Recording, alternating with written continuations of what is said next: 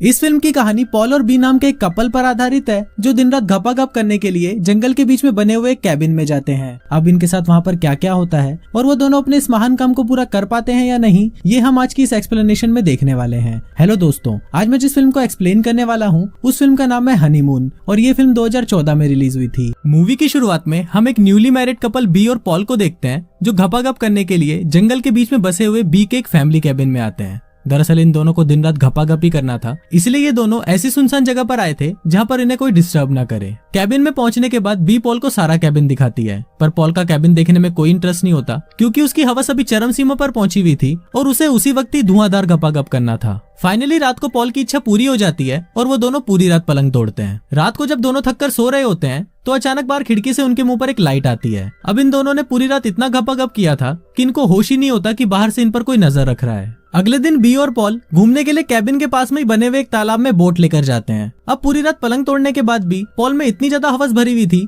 कि वो बोट पर ही बी को अपने कपड़े उतारने के लिए बोलता है और फिर वो दोनों बोट के ऊपर ही घपाघप करने लगते हैं। इसके बाद वो दोनों जंगल के पास में ही बसे हुए एक छोटे से टाउन में जाते हैं और वहाँ पर वो लंच के लिए एक रेस्टोरेंट ढूंढ रहे होते हैं। अब पूरे टाउन में उन्हें बस एक ही रेस्टोरेंट मिलता है, इसलिए वो दोनों वहीं पर चले जाते हैं। रेस्टोरेंट के अंदर जाकर वो देखते हैं कि रेस्टोरेंट का ओनर गुस्से में वहाँ पर रखी हुई चीजों को तोड़ रहा है और वो पॉल और बी को देखकर बोलता है कि यहाँ से चले जाओ। बी और पॉल वहाँ से जा ही रहे होते हैं कि तभी वो आदमी बी के पास आता है और उसको बोलता है कि तुम मुझे पहचानती हो, मैं विल हूँ। फिर बी भी उसे पहचान लेती है और उसको देखकर बहुत खुश होती है। दरअसल बी और विल बचपन के दोस्त थे और वो पहले एक साथ रिलेशनशिप में भी थे। फिर विल उनको बोलता है कि मैं तुम दोनों के लिए कुछ खाने के लिए बना देता हूँ, पर तभी वहाँ पर विल की वाइफ एनी आती है और वो उन दोनों को वहाँ से जाने के लिए बोलती है। बी और पॉल देखते हैं कि एनी काफी डरी हुई लग रही थी और उसका बिहेवियर भी काफी अजीब था और इस वजह से विल भी उस पर काफी गुस्सा कर रहा था। रात को सोते वक्त बी पॉल को बोलती है कि एनी काफी अजीब लड़की है और शायद विल ने सही लड़की से शादी नहीं करी। इस पर पॉल उसे बोलता है कि तुम्हें उन दोनों की चिंता करने की कोई जरूरत नहीं है। इसके बाद वो दोनों वापस एक दूसरे के करीब आते हैं और फिर से पलंग तोड़ना शुरू कर देते हैं। इसके बाद हम देखते हैं कि आधी रात हो चुकी होती है और बी और पॉल भी सो रहे होते हैं। तभी अचानक अलार्म बजता है और पॉल को लगता है कि शायद सुबह हो गई है, इसलिए वो उठकर बाहर चला जाता है। पर पॉल जब घड़ी को देखता है तो उसमें 12 ही बजे होते हैं। फिर पॉल वापस सोने के लिए बेडरूम में आता है तो वो देखता है कि बी वहाँ पर नहीं है।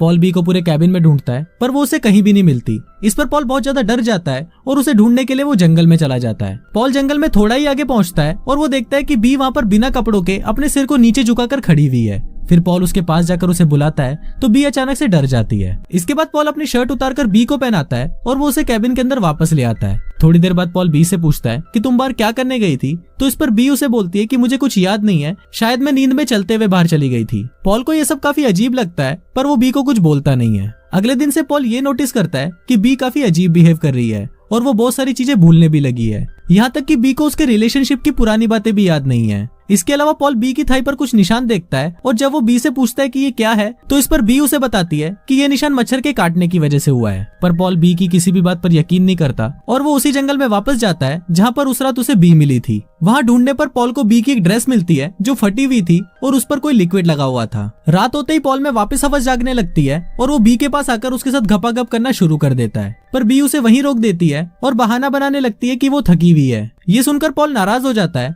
और वो बी से उसकी ड्रेस के बारे में पूछने लगता है। इस पर बी पॉल को झूठ बोलती है कि वो ड्रेस गंदी हो गई थी, इसलिए उसने उस ड्रेस को लॉन्ड्री में डाल दिया था। तभी पॉल बी को वो ड्रेस दिखाता है और उस पर गुस्सा करने लगता है। पॉल को ये भी लगता है कि बी उसे धोखा दे रही है। इस पर उन दोनों में लड़ाई हो जाती है और वो दोनों बिना घपाघप किए ही सो जाते हैं। रात को सोते वक्त फिर से खिड़की से वही लाइट आती है, पर इस बार पॉल उस लाइट को देख लेता है और पता लगाने के लिए बाहर जाता है। पर पॉल जैसे ही बाहर पहुंचता है तो वो देखता है कि वहाँ पर कोई भी नहीं है। अब पॉल को शक होने लगा था कि शायद बी का अफेयर विल के साथ चल रहा है। अगले दिन हम बी को देखते हैं जो अपनी डायरी में लिख रही होती है कि मेरा नाम बी है, मेरे हस्बैंड का नाम पॉल है और इसके साथ वो अपना एड्रेस भी लिख रही होती है। पर जैसे ही वो वहाँ पर पॉल को आते हुए देखती है तो वो उस डायरी को बंद करके छुपा लेती है। फिर पॉल बी के पास आता है और उससे कल रात के लिए माफी मांगता है। इसके बाद वो दोनों फिशिंग के लिए तालाब पर जाते हैं और वहाँ पर पॉल बी को बोलता है कि अब उन्हें वापस शहर चले जाना चाहिए क्योंकि यहाँ पर कुछ भी ठीक नहीं हो रहा। इस पर बी पॉल को मना कर देती है और बोलती है कि अभी तक तो हमने अच्छे से एंजॉय भी नहीं किया। फिर बी पॉल के नजदीक आती है और पॉल बी के मौत के कुएं में अपनी उंगली डालने लगता है। पॉल जैसे ही अपना हाथ बाहर निकालता है तो वो देखता है कि उसकी उंगली पर खून लगा हुआ है और इसके साथ ही बी के मौत के कुएं से भी बहुत सारा खून निकलना शुरू हो जाता है। इसके बाद वो दोनों वापस कैबिन में आ जाते हैं और पॉल बी को बोलता है कि उन्हें डॉक्टर को दिखाना चाहिए, पर बी पॉल को मना कर देती है और बोलती है कि ये अपने आप ही ठीक हो जाएगा।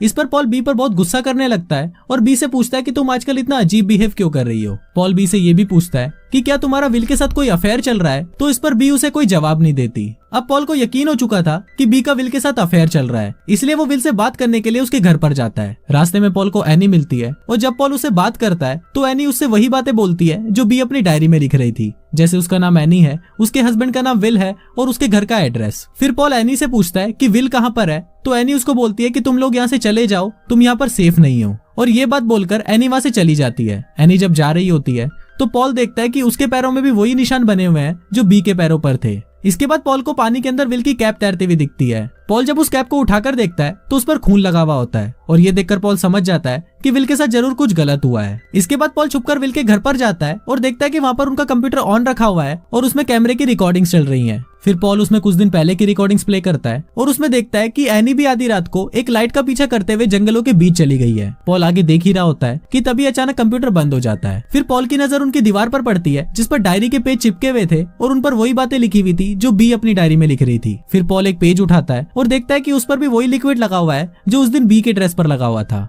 इसके बाद पॉल भागता हुआ बी के पास आता है और उसको बोलता है कि विल के साथ कुछ बुरा हुआ है और शायद वो मर चुका है। इस पर बी उसे बोलती है कि पॉल के साथ कुछ भी बुरा नहीं हुआ, बल्कि एनी तो उसे बचा रही थी। बी की बातें सुनकर पॉल की फटकर रात में आ जाती है और वो उसे वहीं छोड़कर वहां से जाने का फैसला करता है। फिर पॉल अपनी कार की चाबी ढूंढने लगता है पर उसे कार की चाबी नहीं मिलती क्योंकि बी ने उसे छुपा दिया था। फिर पॉल बी के पास आकर उसे झगड़ा करने लगता है तो बी वहां से भागकर सीधा बाथरूम में चली जाती है और खुद को बंद कर लेती है। थोड़ी देर बाद पॉल बाथरूम का दरवाजा तोड़कर अंदर आता है तो वो देखता है कि वहाँ पर बी एक लकड़ी लेकर अपने मौत के कुएं में घुसा रही है। पॉल उसे ऐसा करने से रोकता है और वो उसे उठाकर बेडरूम में लेकर आता है और उसे बेड से बांध देता है। इसके बाद पॉल बी से उसकी पुरानी यादों के बारे में पूछता है तो बी को कुछ भी याद नहीं होता। अब ये सब देखकर पॉल को कंफर्म हो चुका था कि बी के साथ भी जरूर कुछ गलत हुआ है। थोड़ी देर बाद पॉल देखता है कि बी की मौत की गुफा में से कुछ बाहर आ रहा है। फिर पॉल उसकी मौत की गुफा में हाथ डालता है तो वो देखता है कि उसमें से एक लंबा सा क्रिएचर बाहर निकलता है। पॉल ये सब देखकर बहुत ज्यादा डर जाता है और वहां से जाने लगता है। पर तभी वहां पर बी आती है और वो पॉल को बताती है कि उस रात जब खिड़की से लाइट आई थी तो वो उसको देखकर उसके पीछे जाने से खुद को रोक नहीं पाई और फिर जब वो जंगल में पहुंची तो वहां पर किसी एंटिटी ने उसकी मौत की गुफा में उस क्रिएचर को डाल दिया था। बी पॉल को ये भी बताती है कि कुछ दिनों बाद वो उसे लेने के लिए आएंगे और उसने ये सब सिर्फ पॉल को बचाने के लिए किया है। फिर पॉल बी को बोलता है कि हमें जल्दी ही यहाँ से चले जाना चाहिए और हम शहर जाकर पुलिस को सारी बातें बता देंगे। पर तभी वहाँ पर वापस वो लाइट आती है और बी पॉल को धक्का देकर अपने से दूर कर देती है और बोलती है कि अब मुझे तुम्हारी जरूरत नहीं है। फिर पॉल वहाँ से भागने ही वाला होता है कि तभी भी उसके सर पर मारकर उसे बेहोश कर देती है। अगले दिन जब पॉल की आंख खुलती है तो वो एक बोट में बंधा हुआ होता है। फिर बी उसके पास आती है और उसको बोलती है कि तुम यहाँ पर सेफ नहीं हो, इसलिए तुम पानी के अंदर चले जाओ, वहाँ तुम सेफ रहोगे। पॉल बी को मना करता है और बोलता है कि प्लीज ऐसा मत करो, पर बी पॉल की किसी भी बात को नहीं सुनती और वो पॉल को एक एंकल से बांधकर पानी के अंदर फेंक देती है। और यहाँ व्यूवर्स को पता चलता है कि शायद कुछ इसी तरह से उस दिन एमी ने भी विल को पानी में फेंका होगा। मूवी के लास्ट सीन में हम बी को देखते हैं जिसकी हालत बहुत ज्यादा खराब हो चुकी है और वो वहाँ पर बैठकर टीवी पर अपनी वेडिंग फिल्म देख रही होती है। थोड़ी देर बाद वहाँ पर एमी भी आ जाती है और वो दोनों मिलकर उस लाइट के पीछे जंगल में जाने लगते हैं और कुछ इसी तरह से ये फिल्म यहीं खत्म हो जाती है।